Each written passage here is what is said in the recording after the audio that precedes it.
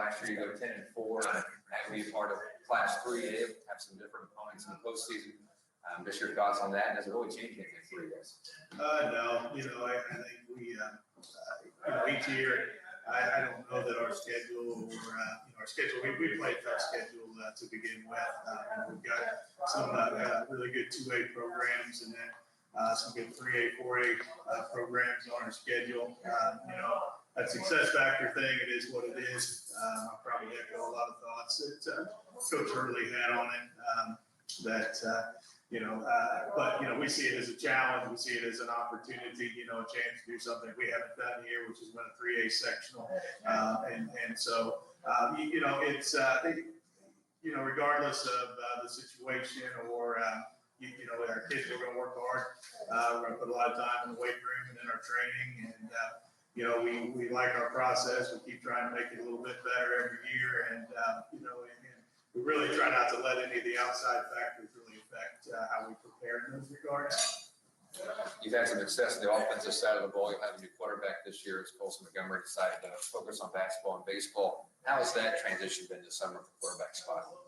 Good. We've got 2 or 3 guys. We really haven't had. We've got one quarterback who's our freshman quarterback who took snaps at quarterback last year. Our JV quarterback. Caleb Whittler, we moved him out to split in this year.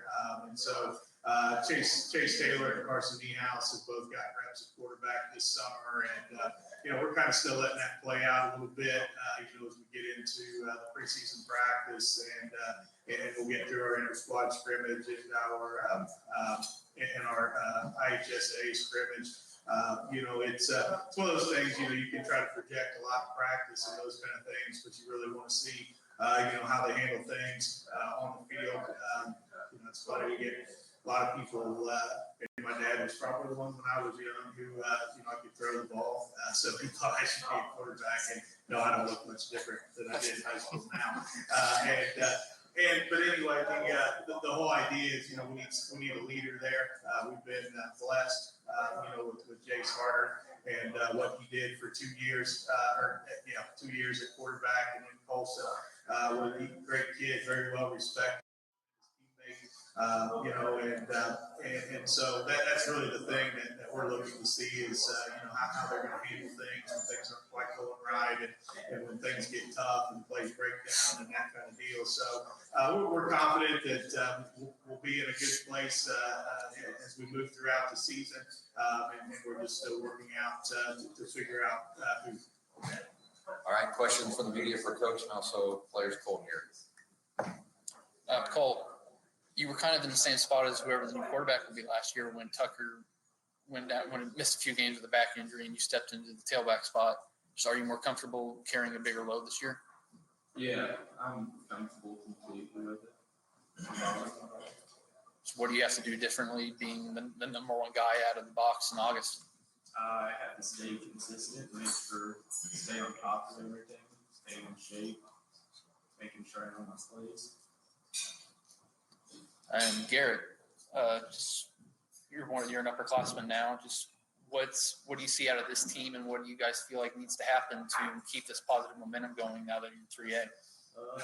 I see a lot of competitive guys on our team, and I feel like if we just keep that competitive going and trying to get better every practice, every day, I feel like we would be a really good team in the postseason.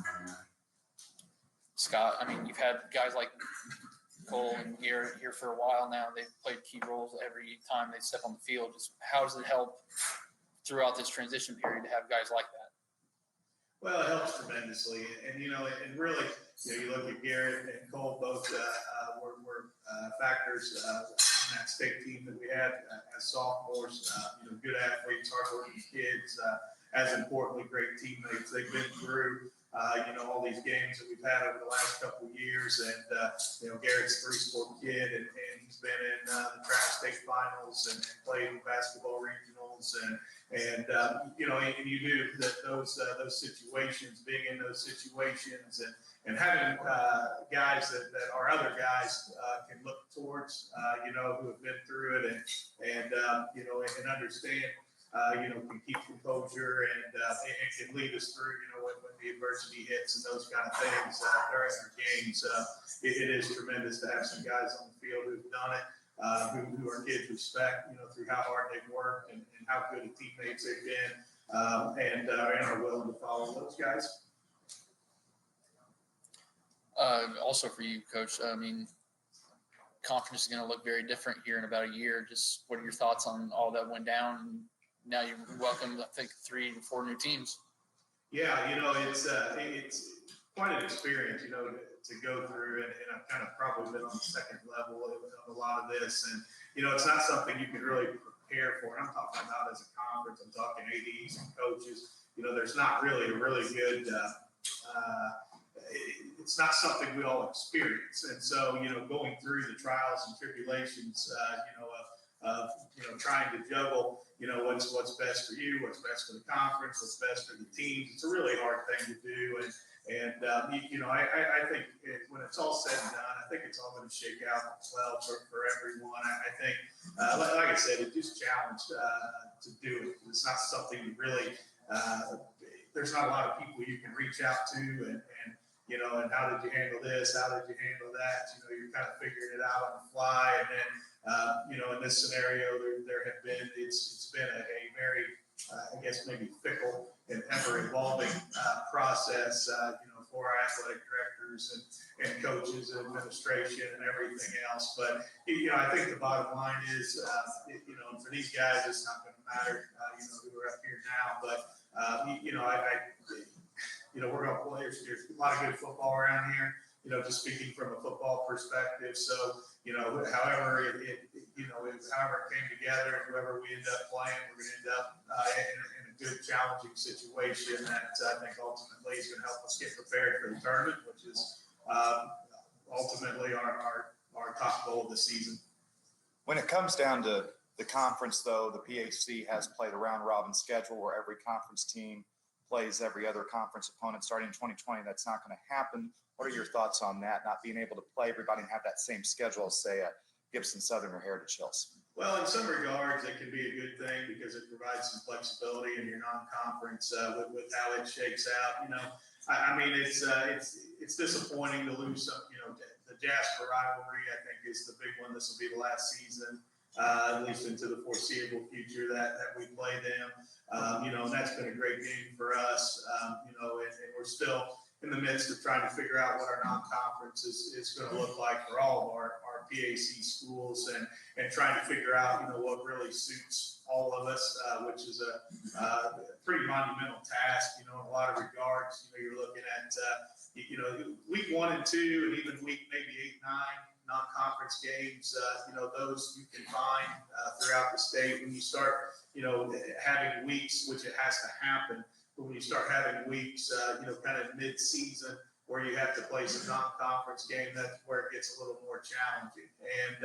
And so, I know there's been a lot of time and effort put into trying to figure all that out, and hopefully we can maintain, I really. All the PAC schools, as long as I can remember, as long as I've been here, kind of consider them all rivalry games, because just these guys aren't just football players. You got basketball, you've got all the other sports, and in a small school, all these kids are a lot of them are competing in the other sports, and so it will be, and I feel like that's probably not going to be lost in the other sports, but in football, that's the toughest challenge because you just have 9 regular season games to play with. All right, I guess I get one more for Cole and Garrett. Coach mentioned the Jasper rivalry, and this will be the last year. How do you guys feel like going out against them one more time? Myself, I'd like to go ahead and take the goalpost back to our house and keep them there for a while. I'm going to go on that. I would like to take that home again. Gordon, you have one more. You get. Just for the players, it was talked about a little bit by coach, but just the challenge of playing in 3A. I mean, it's going to bring a completely different challenge, I guess, new sectional for me. I've never played in 3A before, new teams and everything, but as long as we're working hard and doing what we're supposed to, and trusting the coaches and what they give us, I think we'll be fine. Yeah, like Cole said, it's gonna be like new teams and everything, but I feel like our team's gonna work hard and try to find a way to win. And our coaches are gonna teach us some things, and we're gonna keep learning, and we'll see what happens in the postseason. All right, that wraps up our session with the Southridge Raiders. Thanks, guys. Best of luck this year.